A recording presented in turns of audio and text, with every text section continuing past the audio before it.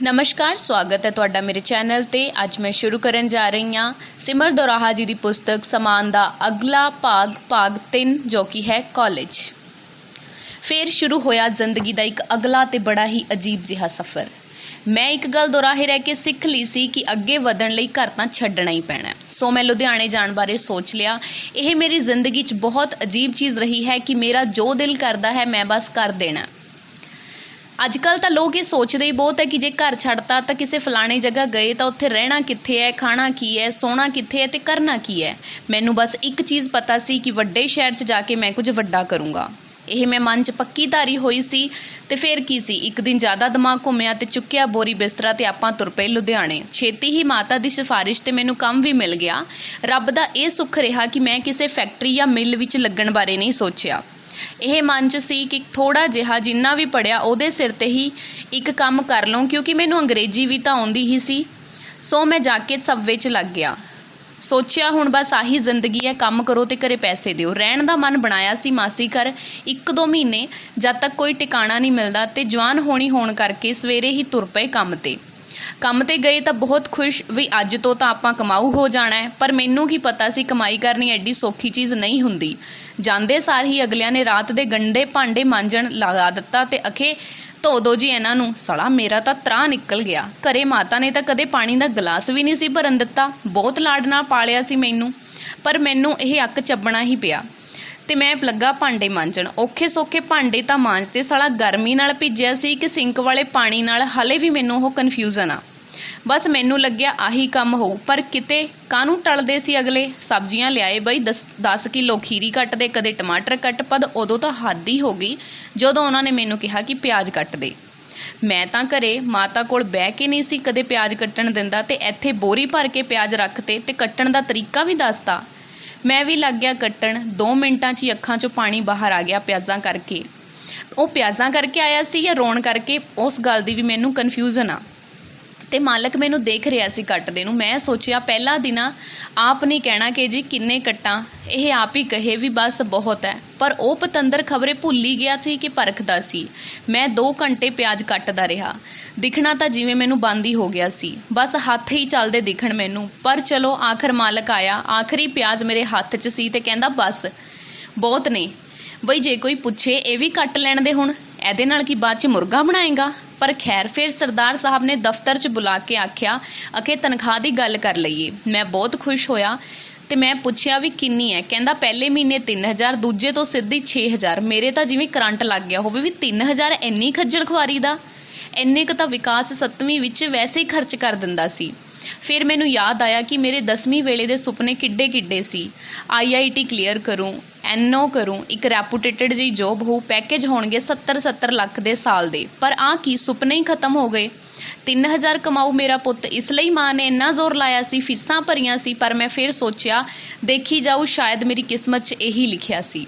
बस रोज़ रोज़ काम करदा रहा, जिंदगी खड़ गई सी। बस खुशी मिलती सी तो 2 गल्लां दी कि माँ कहा करदी सी पुत्त पढ़ लिख के AC च काम करेगा, नहीं तो भांडे मांजने पैणगे। पर आ की सी, ये तो अजीब ही होया। रब ने दोनों चीज़ां सुन लिया। मैं AC थले भांडे मांजन लग पिया ते सब्जियां कट्टण दा काम कर रहा सी। दूजी खुशी इस गल दी सी कि सब विच गाने पंजाबी लगातार चलते रहंदे सन। बड़ा स्वाद आउंदा सी। शहरी मन मेरा फेवरेट हो गया। उन्हां दिनां च एक गाणियां वाली कुड़ी जिहड़ी बाहर चली जांदी आ, मैनू अपना 100 कोल्ड पहला प्यार याद करे तां जदों घर वापस जाया करा तां काम तो गाना ही चलदा सी लगातार हैडफोन्स ते। दिन ढलदे नूं काम तो जद घर आवां मैं खंभ सोचदा ला के पिंड उड जावां मैं। ਉਹਦੇ ਵਿਚਲੀ ਉਹ ਲਾਈਨ ਹੀਰ नौकरी ਦੇ ਲਈ घर ਛੱਡਿਆ ਸੀ, ਰਾਂਝੇ ਵਾਂਗੂ ਲੜਿਆ ਨਾਲ ਭਰਾਵਾਂ मैं।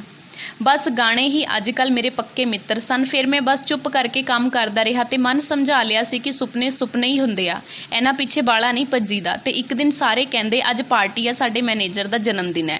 ते आपां थोड़ी जही खुशी भी होई कि आ कुछ अलग होण लग्या।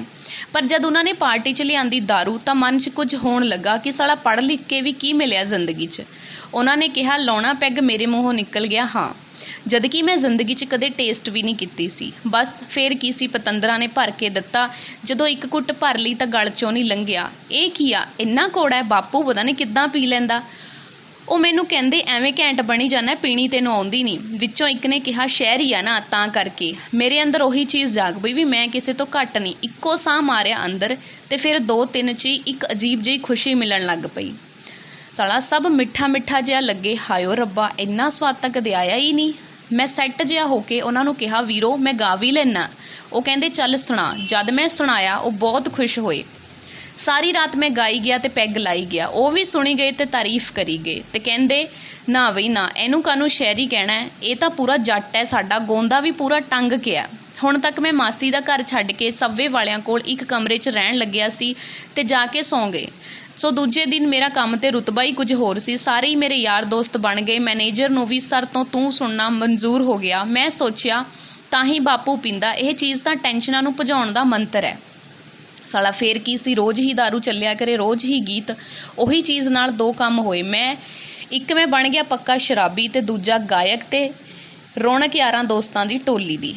ਮੈਨੂੰ ਹੁਣ ਆਹੀ ਜ਼ਿੰਦਗੀ ਘੈਂਟ ਲੱਗ ਰਹੀ ਸੀ ਅਤੇ ਇੰਨੇ 'ਚ ਮੇਰਾ ਰਿਜ਼ਲਟ ਆ ਗਿਆ। 12ਵੀਂ ਦਾ ਰਿਜ਼ਲਟ ਸੀ ਅਤੇ 83% ਨੰਬਰ। ਸਾਰੇ ਕੰਮ 'ਤੇ ਹੈਰਾਨ ਵੀ ਪੜ੍ਹਨ ਲਿਖਣ ਵਾਲਾ ਮੁੰਡਾ ਗਾਉਂਦਾ ਵੀ ਘੈਂਟ ਹੈ, ਅੰਗਰੇਜ਼ੀ ਵਾਲੇ ਕਸਟਮਰ ਵੀ ਇਹਨੂੰ ਪਸੰਦ ਕਰਦੇ ਆ।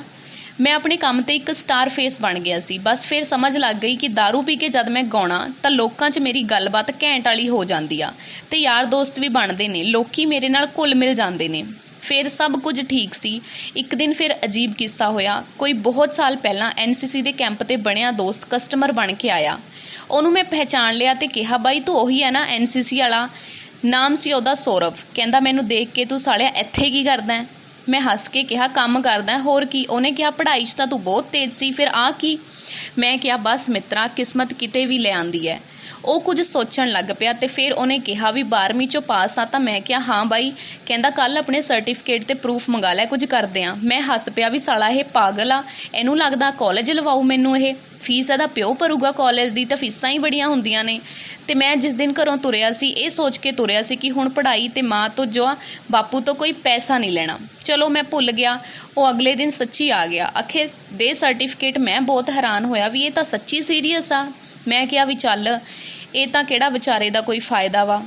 ਮੈਂ ਕਿਹਾ ਸਰਟੀਫਿਕੇਟ ਦੇ ਹੀ ਦਿੰਨਾ, ਮੇਰੇ ਵੀ ਕਿਸ ਕੰਮ ਦੇ ਆ ਹੁਣ। ਮੈਂ ਉਹਨੂੰ ਕਿਹਾ ਵੀ ਲੈ ਚੱਲ ਫੜ ਲਈ ਮੈਥੋਂ। ਅਗਲੇ ਦਿਨ ਮੈਂ ਘਰੋਂ ਸਾਰੇ ਸਰਟੀਫਿਕੇਟ ਮੰਗਾ ਲਏ ਅਤੇ ਉਹਦੇ ਹੱਥ 'ਚ ਰੱਖਤੇ। ਫਿਰ ਕੁਝ ਦਿਨ ਬਾਅਦ ਆਇਆ, ਕਹਿੰਦਾ ਤੇਰੇ ਮਾਤਾ ਨੇ ਟੀਚਰ ਨੇ ਨਾ? ਮੈਂ ਕਿਹਾ ਹਾਂ। ਕਹਿੰਦਾ ਓਕੇ। ਚਲਾ ਗਿਆ ਅਤੇ ਹਫ਼ਤੇ ਬਾਅਦ ਕੰਮ 'ਤੇ ਆ ਕੇ ਕਹਿੰਦਾ ਮਾਤਾ ਦੇ ਟੀਚਰ ਹੋਣ ਦਾ ਸਰਟੀਫਿਕੇਟ ਬਣਵਾ, ਕੰਮ ਆ ਇੱਕ। ਮੈਂ ਸੋਚੀ ਗਿਆ ਕਰੀ ਕੀ ਜਾਂਦਾ ਇਹ ਲਾਲਾ ਜਿਹਾ, ਪਰ ਲਾਲਾ ਸ਼ਕਲ ਤੋਂ ਸੀ, ਅਕਲ ਤੋਂ ਬਹੁਤ ਤੇਜ਼ ਸੀ। ਮੈਂ ਮਾਤਾ ਨੂੰ ਕਹਿ ਕਹਾ ਕੇ ਬਣਵਾ ਲਿਆ ਅਤੇ ਉਹਨੂੰ ਫੜਾਤਾ। ਫਿਰ ਉਹ ਦੂਜੇ ਦਿਨ ਆ ਕੇ ਕਹਿੰਦਾ 15 ਤਰੀਕ ਨੂੰ SCD ਗੌਰਮੈਂਟ ਕਾਲਜ 'ਤੇ ਲਿਸਟ ਲੱਗੂ, ਜਾ ਕੇ ਦੇਖ ਲਈ, ਸ਼ਾਇਦ ਤੇਰਾ ਨਾਮ ਆ ਜਾਵੇ।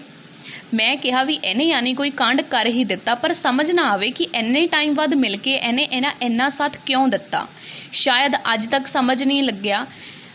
ਕੁਝ ਲੋਕਾਂ ਨੂੰ ਰੱਬ ਵੈਸੇ ਭੇਜ ਦਿੰਦਾ ਹੈ ਮਦਦ ਕਰਨ। ਅਤੇ ਜਦ 15 ਤਰੀਕ ਨੂੰ ਮੈਂ ਕਾਲਜ ਗਿਆ ਤਾਂ ਮੇਰੇ ਹੋਸ਼ ਉੱਡ ਗਏ। ਕੰਧ 'ਤੇ ਬੱਬੂ ਹੋਰਾਂ ਦੇ ਨਾਮ ਸਣੇ ਬਾਪੂ ਦੇ ਨਾਮ 'ਤੇ ਲੱਗਿਆ ਸੀ। ਕੰਧ 'ਤੇ ਮਨ 'ਚ ਇੱਕ ਗੱਲ ਆਈ ਕਿ ਬਾਪੂ ਦੇਖ ਤੇਰਾ ਪੁੱਤ ਕਾਲਜ ਦੀ ਕੰਧ ਤੱਕ ਤਾਂ ਲੈ ਹੀ ਆਇਆ।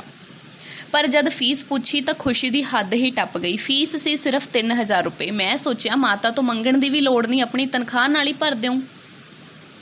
ਪਰ ਸਾਲਾ ਇੱਕ ਪੰਗਾ ਪੈ ਗਿਆ। ਮਾਤਾ ਦੇ ਉਹ ਟੀਚਰ ਕੋਟੇ ਵਾਲੇ ਸਰਟੀਫਿਕੇਟ 'ਚ ਕੋਈ ਪ੍ਰੋਬਲਮ ਆ ਗਈ, ਜਿਹੜੀ ਕਿ ਚੰਡੀਗੜ੍ਹ ਪੰਜਾਬ ਯੂਨੀਵਰਸਿਟੀ 'ਚੋਂ ਠੀਕ ਹੋਣੀ ਸੀ। ਅਗਲੇ ਦਿਨ ਮੈਂ ਉੱਥੇ ਚਲਾ ਗਿਆ। ਜਦ ਮੈਂ ਯੂਨੀਵਰਸਿਟੀ ਦੇਖੀ ਤਾਂ ਮੇਰਾ ਦਿਮਾਗ ਹਿੱਲ ਗਿਆ। ਬੱਚੇ ਹੱਥਾਂ 'ਚ ਕਿਤਾਬਾਂ, ਪਾਰਕ 'ਚ ਕੁੜੀਆਂ ਮੁੰਡੇ ਬੈਠੇ। ਕੁੜੀਆਂ ਇੰਨੀਆਂ ਸੋਹਣੀਆਂ ਵੀ ਸਾਲਾ ਇੰਦਰ ਦੇਵਤਾ ਵੀ ਡੋਲ ਹੋ ਜੇ। ਪਹਿਲਾਂ ਤਾਂ ਮੈਂ ਕਰਾਇਆ ਸਰਟੀਫਿਕੇਟ ਦਾ ਕੰਮ, ਫਿਰ ਮੈਂ ਯੂਨੀ ਘੁੰਮਣ ਲੱਗਾ ਅਤੇ ਉਸੇ ਦਿਨ ਮੈਂ ਸੋਚ ਲਿਆ ਮਿੱਤਰਾ ਕਾਲਜ ਪੂਰਾ ਕਰਕੇ ਅਗਲੀ ਪੜ੍ਹਾਈ ਇੱਥੇ ਹੀ ਕੀਤੀ ਜਾਊ। ਹੁਣ ਦੁਬਾਰਾ ਮਨ 'ਚ ਪੜ੍ਹਾਈ ਵਾਲਾ ਕੀੜਾ ਜਾਗ ਪਿਆ ਕਿ ਮਾਤਾ ਦੀ ਟੋਰ ਨਾਲ ਕਹੂੰ ਇੱਕ ਦਿਨ ਕਿ ਹਾਂ ਮੇਰਾ ਮੁੰਡਾ PU 'ਚ ਪੜ੍ਹਦਾ।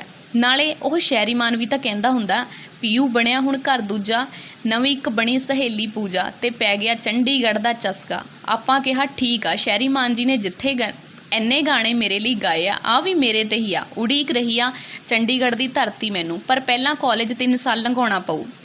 ਅਗਲੇ ਦਿਨ ਮੈਂ ਕਾਲਜ ਗਿਆ। ਸਬਜੈਕਟ ਭਰਤੇ ਪੰਜਾਬੀ, ਮਿਊਜ਼ਿਕ ਅਤੇ ਸੋਸ਼ੋਲੋਜੀ। ਮਾਲਕ 'ਤੇ ਫੜੇ ਪੈਸੇ ਅਤੇ ਜਦੋਂ ਫੀਸ ਦੀ ਪਰਚੀ ਕਟਾਈ ਤਾਂ ਮੈਨੂੰ ਇੱਦਾਂ ਲੱਗਿਆ ਕਿ ਕੋਈ ਮਰਿਆ ਹੋਇਆ ਦੁਬਾਰਾ ਜ਼ਿੰਦਾ ਹੋ ਗਿਆ ਹੋਵੇ। ਦਿਲ ਕੀਤਾ 26 ਕਿਲੋਮੀਟਰ ਤੱਕ ਲਗਾਤਾਰ ਭੱਜ ਕੇ ਘਰ ਜਾਵਾਂ ਅਤੇ ਮਾਂ ਨੂੰ ਕਹਾਂ ਚੱਕ ਹਰਾਤੀ ਕਿਸਮਤ ਤੇਰੇ ਪੁੱਤ ਨੇ।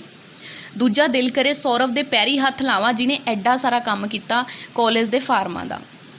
ਮਿੱਤਰਾਂ ਨੇ ਸੋਚਿਆ ਕਿ ਹੁਣ ਤਾਂ ਸਿਰਾ ਲਾਤਾ ਆਪਾਂ ਦੁਨੀਆ ਦਾ, ਫੇਰ ਕਾਲਜ ਜਾਣ ਨੂੰ ਮੈਨੂੰ ਕੱਪੜੇ ਮੇਰੇ ਸਬਵੇ ਵਾਲਿਆਂ ਨੇ ਲੈ ਕੇ ਦਿੱਤੇ। ਉਹ ਵੀ ਬਹੁਤ ਖੁਸ਼ ਸਨ ਕਿ ਸਾਡੇ 'ਚੋਂ ਕੋਈ ਕਾਲਜ ਜਾਇਆ ਕਰੂ। ਮੇਰੇ 'ਤੇ ਤਾਂ ਉਹਨਾਂ ਨੂੰ ਪਹਿਲਾਂ ਹੀ ਇੰਨਾ ਮਾਣ ਸੀ ਵੀ ਇਹ ਜ਼ਰੂਰ ਕੁਝ ਕਰੂ ਜ਼ਿੰਦਗੀ 'ਚ। ਇੰਨਾ ਤਾਂ ਮੇਰੀ ਮਾਂ ਤੋਂ ਬਾਅਦ ਬਸ ਇਹਨਾਂ ਨੂੰ ਹੀ ਸੀ।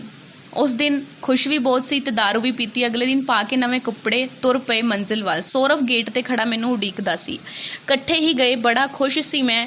ਮਾਤਾ ਕਹਿੰਦੀ ਹੁੰਦੀ ਸੀ, ਨੋ ਨੌਲੇਜ ਵਿਦਆਊਟ ਕਾਲਜ, ਕਿ ਆਦਮੀ ਦਾ ਕਾਲਜ ਜਾਣਾ ਬਹੁਤ ਜ਼ਰੂਰੀ ਹੈ। ਮੈਂ ਕਿਹਾ, ਚੱਕ ਮਿੱਤਰਾ, ਆ ਝੰਡਾ ਗੱਡ ਤਾ।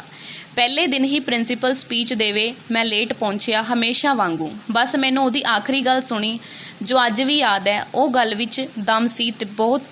ਉਹਨੇ ਕਿਹਾ, ਬੱਚਿਓ, ਆਖਿਰ 'ਚ ਮੈਂ ਇਹੀ ਕਹਾਂਗਾ ਕਿ ਬਹੁਤ ਲੋਕ ਇਸ ਕਰਕੇ ਪੜ੍ਹਦੇ ਨੇ ਕਿ ਮਾਂ ਪਿਓ ਦਾ ਸੁਪਨਾ, ਬਹੁਤ ਇਸ ਕਰਕੇ ਕਿ ਫਿਊਚਰ ਵਧੀਆ ਹੋ ਜਾਏ, ਕੋਈ ਰਿਸ਼ਤੇਦਾਰਾਂ ਨੂੰ ਦਿਖਾਉਣ ਲਈ ਪੜ੍ਹਦਾ ਤੇ ਕਈ ਤਾਂ ਇੰਨੇ ਵੇਲੇ ਹੁੰਦੇ ਆ ਜੋ ਕੁੜੀਆਂ ਪਿੱਛੇ ਕਾਲਜ ਲੱਗਦੇ ਆ। ਮੈਂ ਚਾਹੁੰਦਾ ਤੁਸੀਂ ਇੱਥੇ ਲੱਗੋ ਤਾਂ ਸਿਰਫ ਆਪਣੇ ਸੁਪਨਿਆਂ ਲਈ ਇੱਕ ਲੰਮੀ ਉਡਾਰੀ ਭਰੋ, ਕਿਉਂਕਿ ਪਾਸ਼ ਕਹਿੰਦਾ ਸੀ, ਸਭ ਤੋਂ ਖਤਰਨਾਕ ਹੁੰਦਾ ਸਾਡੇ ਸੁਪਨਿਆਂ ਦਾ ਮਰ ਜਾਣਾ।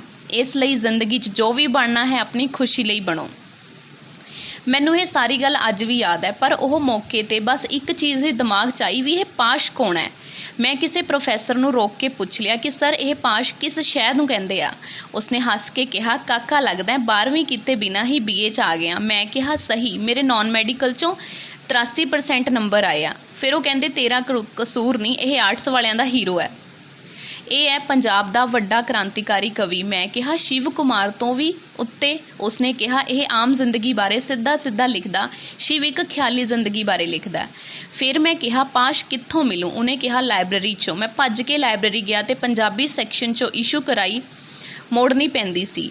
ਮੈਨੂੰ ਇਹ ਆਦਤ ਸਕੂਲ 'ਚ ਪਈ ਸੀ। ਮੈਂ ਸਕੂਲ 'ਚੋਂ ਕਿਤਾਬਾਂ ਚੋਰੀ ਕਰ ਲੈਂਦਾ ਸੀ। ਉਸ ਦਿਨ ਵੀ ਮੈਂ ਇਹੀ ਕੀਤਾ। ਫਿਰ ਇੱਕਦਮ ਘੜੀ 'ਤੇ ਨਿਗਾਹ ਗਈ, 2 ਵਜੇ ਸੀ। 3 ਵਜੇ ਮੇਰੀ ਸ਼ਿਫਟ ਸੀ ਸਬਵੇ 'ਚ। ਮੈਂ ਭੱਜ ਕੇ ਆਟੋ ਚੜ੍ਹਿਆ ਤੇ ਆਪਣੇ ਕੰਮ 'ਤੇ ਗਿਆ। ਪਾਸ਼ ਨੂੰ ਰੱਖਿਆ ਇੱਕ ਪਾਸੇ, ਵਰਦੀ ਪਾ ਕੇ ਕੰਮ 'ਤੇ ਲੱਗ ਗਿਆ। ਬਹੁਤ ਖੁਸ਼ ਸੀ ਸਾਰੇ। ਮੇਰੀ ਮਾਂ ਦਾ ਫੋਨ ਵੀ ਆਇਆ, ਕਿਵੇਂ ਲੱਗਿਆ ਕਾਲਜ? ਮੈਂ ਕਿਹਾ, ਬਹੁਤ ਵਧੀਆ ਨਹੀਂ, ਪਰ ਠੀਕ ਹੈ, ਕਿਉਂਕਿ ਮੇਰੇ ਕਾਲਜ ਇੱਦਾਂ ਸੀ ਜਿੱਦਾਂ ਫਿਲਮਾਂ 'ਚ ਦਿਖਾਉਂਦੇ ਆ। ਇੱਕ ਸਾਈਕਲਿੰਗ ਵਾਲੀ ਜਗ੍ਹਾ, ਇੱਕ ਸਵਿਮਿੰਗ ਪੂਲ, ਇੱਕ ਬॉयਜ਼ ਹੋਸਟਲ ਤੇ ਇੱਕ ਗਰਲਜ਼ ਹੋਸਟਲ, ਪੂਰਾ ਸੋਹਣਾ ਇਨਫਰਾਸਟ੍ਰਕਚਰ, ਪਰ ਇਹ ਸਰਕਾਰੀ ਖੰਡਰ ਵਰਗਾ ਸੀ। ਪਰ ਚਲੋ, ਜੋ ਵੀ ਸੀ, ਕਾਲਜ ਸੀ। ਹੁਣ ਥੋੜ੍ਹਾ ਜਿਹਾ ਤਾਂ ਖੁਸ਼ ਫਿਰ ਵੀ ਸੀ। ਮੈਂ ਕੰਮ 'ਤੇ ਫਲੈਟ ਜਾਣ ਲੱਗਾ ਤੇ ਪਾਸ਼ 'ਤੇ ਨਿਗਾਹ ਪਈ ਤੇ ਨਾਲ ਚੱਕ ਲਿਆ।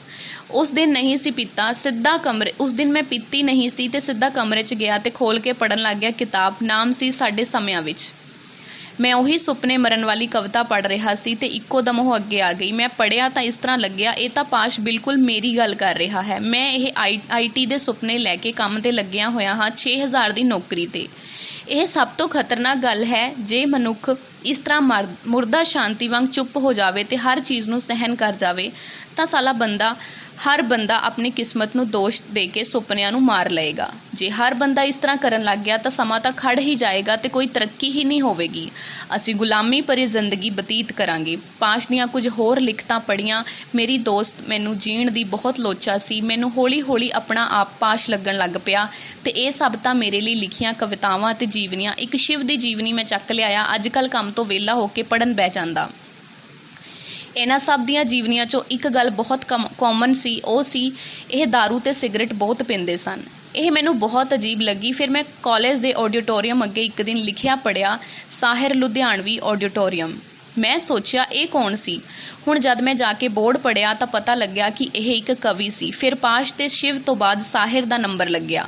ਪਰ ਕਮਾਲ ਦੀ ਗੱਲ ਇਹ ਸੀ, ਜਿਸ ਕਾਲਜ 'ਚੋਂ ਸਾਹਿਰ ਪੜ੍ਹ ਕੇ ਗਿਆ ਸੀ ਉਸਦੀ ਲਾਇਬ੍ਰੇਰੀ 'ਚ ਮੈਨੂੰ ਉਸਦੀ ਲਿਖੀ ਹੋਈ ਇੱਕ ਵੀ ਕਿਤਾਬ ਨਹੀਂ ਮਿਲੀ। ਫਿਰ ਮੇਰੇ ਕੋਲ ਤਾਂ ਰੋਟੀ ਖਾਣ ਨੂੰ ਵੀ ਪੈਸੇ ਨਹੀਂ ਸਨ। ਮੈਨੂੰ ਸੌਰਵ ਕਈ ਵਾਰ ਕੰਮ 'ਤੇ ਛੱਡਣ ਜਾਂਦਾ ਸੀ। ਅੱਜ ਮੈਂ ਉਹਨੂੰ ਕਿਹਾ, ਯਾਰ ਇੱਕ ਕੰਮ ਕਰਦੇ, ਮੈਨੂੰ ਪੰਜਾਬੀ ਭਵਨ ਤੋਂ 2 ਕੁ ਕਿਤਾਬਾਂ ਹੀ ਲੈ ਦੇ।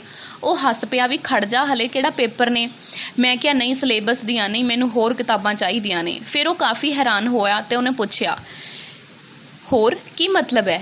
ਮੈਂ ਉਹਨੂੰ ਦੱਸਿਆ ਕਿ ਮੈਨੂੰ ਇਹਨਾਂ ਲਿਖਣ ਵਾਲਿਆਂ ਵਾਲੇ ਜਾਣ ਕੇ ਤੇ ਉਹਨਾਂ ਦੀਆਂ ਕਵਿਤਾਵਾਂ ਪੜ੍ਹਨ ਦਾ ਬਹੁਤ ਸ਼ੌਂਕ ਹੈ। ਮੈਂ ਸਾਹਿਰ ਦੀ ਜੀਵਨੀ ਖਰੀਦੀ ਤੇ ਉਹਦੀਆਂ ਕਵਿਤਾਵਾਂ ਦੀ ਕਿਤਾਬ।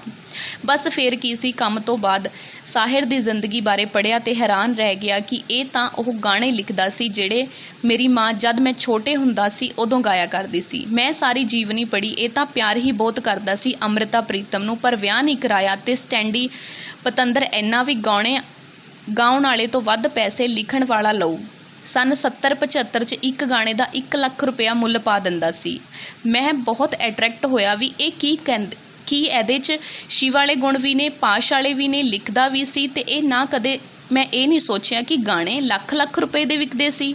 ਪਰ ਮੈਂ ਸਾਹਿਰ ਦੇ ਸ਼ੇਅਰ ਪੜ੍ਹੇ ਅਤੇ ਉਹ ਕਵਿਤਾ ਤਾਜ ਮਹਿਲ, ਬਸ ਮੈਂ ਉਸ ਦਿਨ ਪੱਕਾ ਕਰ ਲਿਆ ਕਿ ਹੁਣ ਯਾਰ ਹੁਣੀ ਵੱਡੇ ਹੋ ਕੇ ਸਾਹਿਰ ਪਾਰਟ 2 ਬਣਨਗੇ, ਜਾਣਗੇ ਬੰਬੇ ਅਤੇ ਲੱਖਾਂ ਦੇ ਗੀਤ ਵੇਚਣਗੇ। ਪਹਿਲਾਂ ਮੇਰੇ ਦਿਮਾਗ 'ਚ ਫਸੀ ਰਹੀ ਅੰਮ੍ਰਿਤਾ ਪ੍ਰੀਤਮ ਕੌਣ ਹੈ। ਸੌਰਵ ਨੂੰ ਕਹਿ ਕੇ ਮੈਂ ਉਹਦੀ ਜੀਵਨੀ ਰਸੀਦੀ ਟਿਕਟ ਮੰਗਾਈ ਅਤੇ ਪੜ੍ਹੀ।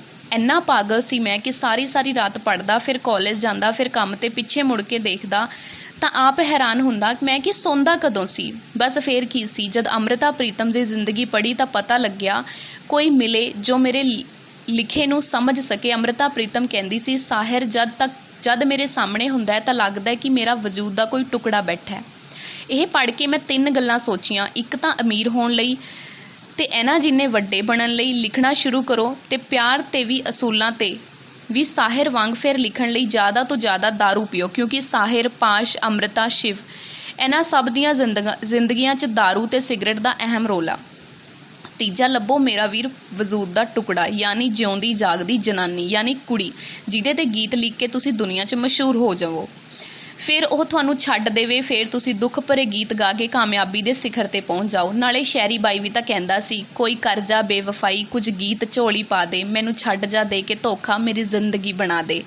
ਅਤੇ ਫਿਰ ਕੀ ਸੀ, ਆਪਾਂ ਰਾਤ ਨੂੰ ਪੀਣੀ ਦਾਰੂ ਅਤੇ ਪੜ੍ਹਿਆ ਕਰਨੀਆਂ ਕਵਿਤਾਵਾਂ। ਸਵੇਰੇ ਉੱਠ ਕੇ ਕਦੇ ਸ਼ਿਵ ਵਾਂਗੂ ਚੁੱਪ ਬੈਠੇ ਰਹਿਣਾ ਤਾਂ ਕਿ ਉਹਦੇ ਵਰਗਾ ਬਣਾ, ਅਤੇ ਕਦੇ ਪਾਸ਼ ਵਾਂਗ ਇਕੱਲੇ ਨਹੀਂ ਬੈਠੇ ਸੋਚੀ ਜਾਇਆ ਕਰਨਾ ਕਿ ਆਪਾਂ ਉੱਡਦੇ ਬਾਜ਼ ਮਰਗ ਜਾਣਾ ਹੈ, ਕਿਉਂਕਿ ਉਹ ਕੋਈ ਆਪਣਾ ਇੱਕ ਸੈਕਿੰਡ ਲੈ ਗਏ ਨੇ ਜਿਹਦੇ 'ਚ ਅਸੀਂ ਚੈਨ ਨਾਲ ਬਹਿਣਾ ਸੀ। ਕਦੇ ਸਾਹਿਰ ਦੀ ਫੋਟੋ ਨੂੰ ਮੱਥਾ ਟੇਕਣਾ ਕਿ ਬਾਬਿਓ ਕਰੋ ਕੋਈ ਕਿਰਪਾ, ਲੱਖਾਂ ਕਮਾਉਣੇ ਆ ਤੁਹਾਡੇ ਵਾਂਗ, ਅਮੀਰ ਹੋਣਾ। ਅਤੇ ਕਦੇ ਅੰਮ੍ਰਿਤਾ ਪ੍ਰੀਤਮ ਲੱਭਦਾ ਰਹਿਣਾ। ਬਸ ਇਸ ਤਰ੍ਹਾਂ ਕੱਟ ਰਹੀ ਸੀ ਜ਼ਿੰਦਗੀ, ਅਤੇ ਕੰਮ 'ਤੇ ਵੀ ਮੇਰਾ ਧਿਆਨ ਨਹੀਂ ਸੀ ਲੱਗ ਰਿਹਾ।